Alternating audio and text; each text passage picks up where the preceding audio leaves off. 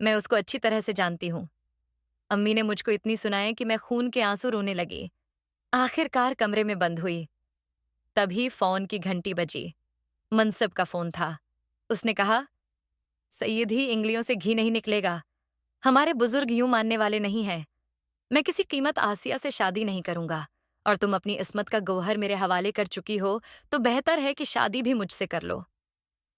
कैसे करूं, कोई मानता नहीं, रोते हुए मैंने कहा, ऐसे ही जैसे मुनीर के साथ भागकर शादी करने चली गई थी। मेरे लिए क्या घर की दहलीज पार नहीं कर सकती, जबकि मैंने तुम्हारे माजी को ईशु नहीं बनाया है, तुमको वापस घर पहुंचाया है। क्या अब भी मेरी मोहब्बत का एतबार नहीं है? हिम्मत करो और निकलो घर से। हम कराची जाकर कोर्ट मैरिज कर लेंगे।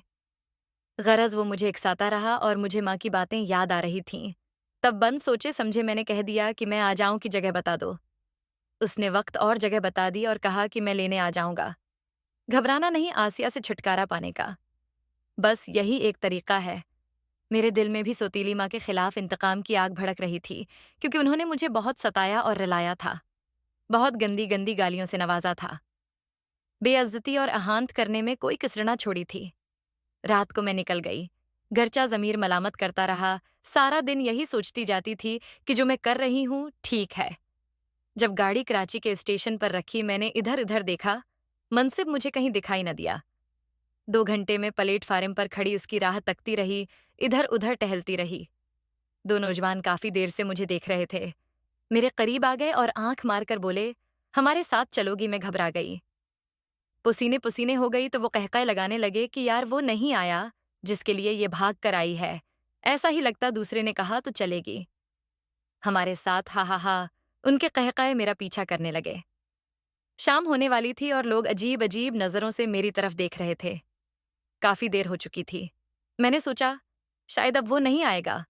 जमाने की तो आदत है धोखा देने की। फिर भी दिल यही कहता था, नहीं, वो ऐसा नहीं है।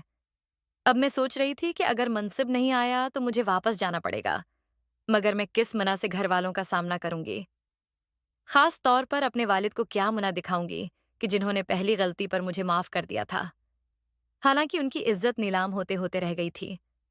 अभी ये सोच ही रही थी कि अक़ब में कदमों की आहट हुई। डरते डरते मड़कर देखा तो मेरी सांस रख गई। मनसिब था, मगर साथ अबू भी थे। अबू को देखकर जान निकल गई। अब अबू और मनसिब आगे आगे थे और मैं एक मुर्दा लाश की तरह इन पीछे पीछे चल रही थी। आखिर हम एक होटल आ गए। मुझे वहां छोड़कर अबू और मनसिब चले गए निकाह का इंतजाम करने के लिए। अगले दिन मेरा निकाह था।